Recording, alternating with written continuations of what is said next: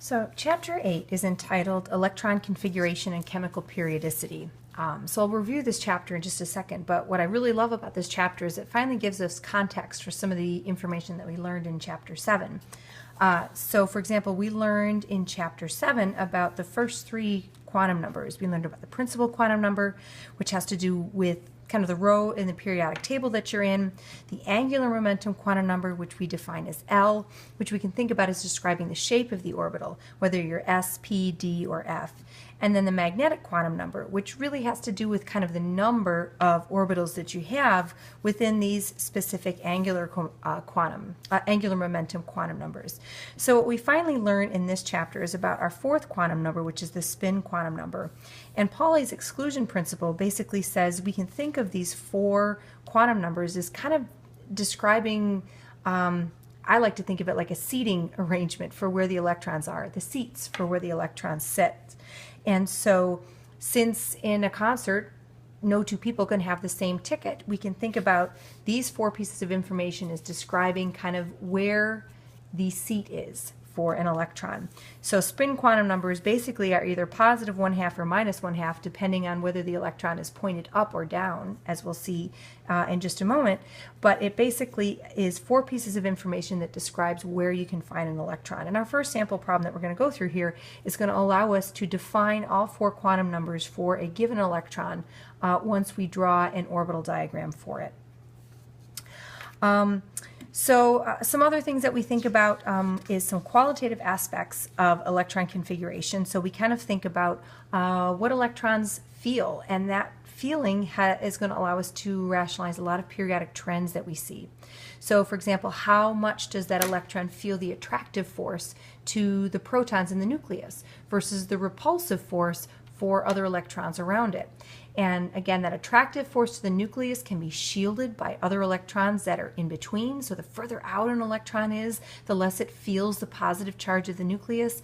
And we'll bring all of these kind of electrostatic effects back into play as we start thinking about periodic trends like ionization energy, like atomic size, like ion size. And so all of this kind of comes together in the context of this chapter. So the third kind of skill that we have to learn about is electron configuration and orbital diagrams. So basically these are ways to describe where each electron is sitting. And so we'll learn some rules to think about that. Remember in Chapter 7 we talked about there being energy levels or orbitals where we can find electrons, a probability of finding an electron in a certain space.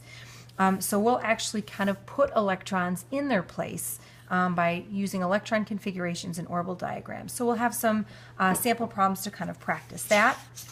And then the last part of the chapter is kind of thinking about the periodic table and the setup and organization of the periodic table. So both trends in atomic properties and trends in atomic reactivity. And again, atomic reactivity really has to do with chemistry that happens with electrons. And so we want to think about where those electrons are because it's going to help us dictate the kinds of chemical reactivity we're going to see. And importantly, I love this picture here where they show the periodic table, what the periodic table should really look like. And if you look at kind of a modern periodic table, you'll always see kind of this double row that's kind of down at the bottom. And that represents this kind of gray section that's in here. And that represents the filling of the F orbitals. And our periodic table would take up essentially two sheets of paper kind of sideways if we didn't kind of take out this section and move it down. And as we'll learn about, and as we did learn about in Chapter 7, F orbitals really only appear after you get to n equals 4 and n equals 5. So in that way, we're really only going to see them as we move down far in the periodic table. So we're going to learn about a lot of rules for where electrons sit, and again, where those electrons sit has a lot to do with the physical properties we see with atoms and then the chemical reactivity we see with their electrons. Okay, so beginning with our first sample problem here, it says to use an orbital diagram for the fluorine atom. And we want to write the set of four quantum numbers for the third electron and then another set for the 8th electron of the atom. So again, practicing a few things here, we want to think about fluorine. And again, you can look at the periodic table. It's always your best cheat sheet. We can see that for fluorine atoms, we're going to have 2 electrons in the 1s orbital. We're going to have 2 electrons in the 2s orbital, and then 7 electrons in the 2p orbitals. So 7 plus 2 is going to give us 11 electrons total, and the fluorine has an atomic number of an 11, which again means 11 protons, and for the neutral atom, there's 11 electrons. All right, so here's how we draw orbital diagrams. We're going to draw boxes for where electrons reside, and so here's our box for the 1s orbital.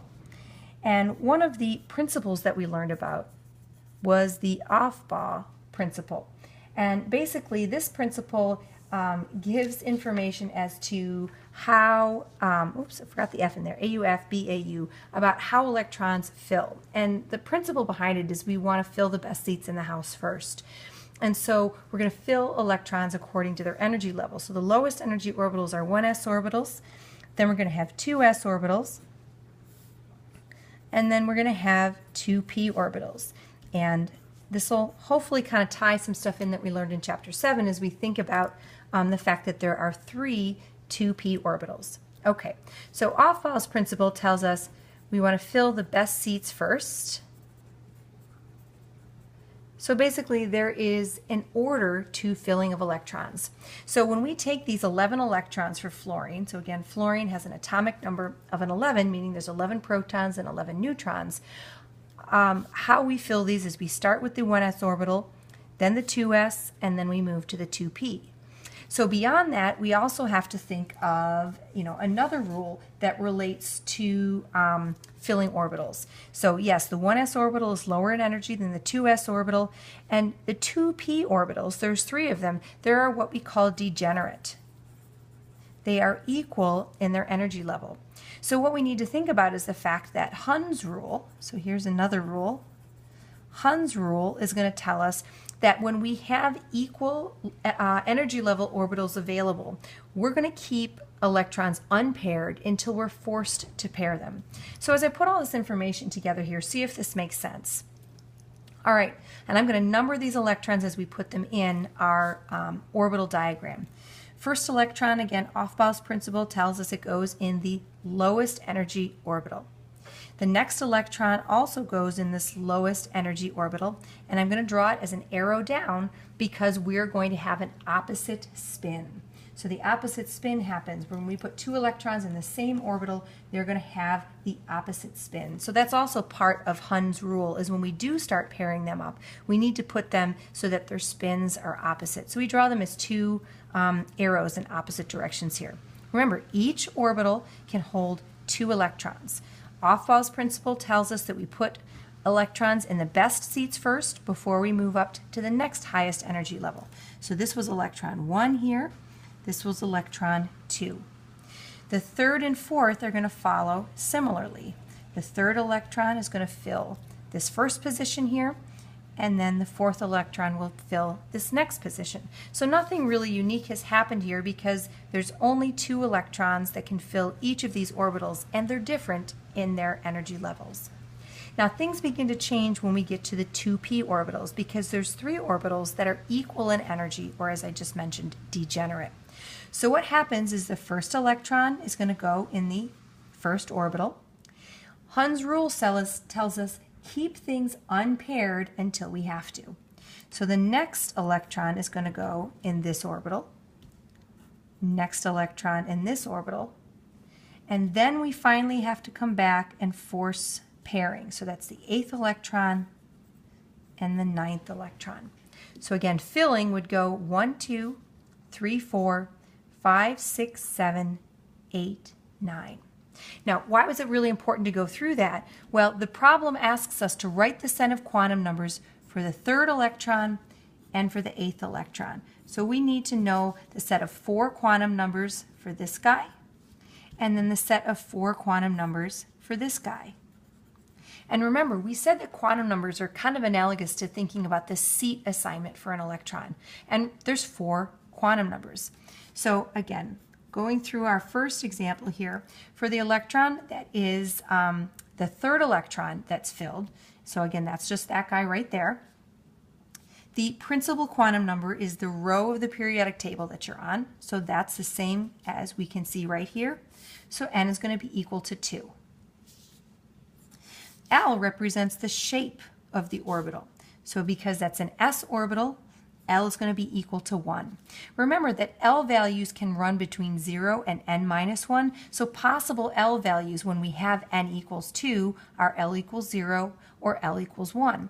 But specifically talking about this electron, since it's in an s orbital, L is equal to 0. Okay? M sub L values. M sub L values run between minus L and positive L, including all integers, including 0. Well, if L is equal to 0, there's only one option for M sub L, and that is also 0. The last piece of information is M sub S, and we have to give it either a positive or a negative 1/2 value. And the value that we give it just depends on, from a formalism, where we draw our arrow up, it's going to be a positive 1/2. If we draw our arrow down, it's a negative 1/2. So as kind of a comparison here, if we were to draw the same four quantum numbers for electron 4, the principal quantum number, angular momentum quantum number, the M sub L, or the magnetic quantum number, would all be the same. The only thing that differs is this spin quantum number. And again, Pauli is the one who told us that no two electrons can have the same 4 quantum numbers, meaning they can't sit in the same seat. So again, this would be the piece of information that would be different for electrons 3 and 4. Going a little bit more quickly now through electron number 8. So electron number 8 is this guy. We're still in the second row of the periodic table, so the principal quantum number is 2. Now our L is going to be equal to 1 because we are in a p orbital. So how we, by formalism, kind of assign our orbitals here to different M sub L values is the M sub L values, again, range from minus L, which is going to be minus 1, to plus L, and all integers including 0 in between. So just by formalism, the first p orbital is designated M sub L minus 1, M sub L 0, and M sub L of plus 1. So in this case, because we're referring to this box, the M sub L is equal to minus 1. And lastly, the M sub S just tells us whether our arrow is pointing up or down, and this arrow is down, so it's a minus, and it's a value of 1/2. So lots of information to kind of review and summarize in this one sample problem. Learning how to think about drawing electron orbital diagrams. Again, we'll have some problems where we'll think about electron configurations, but a great problem to summarize quantum numbers.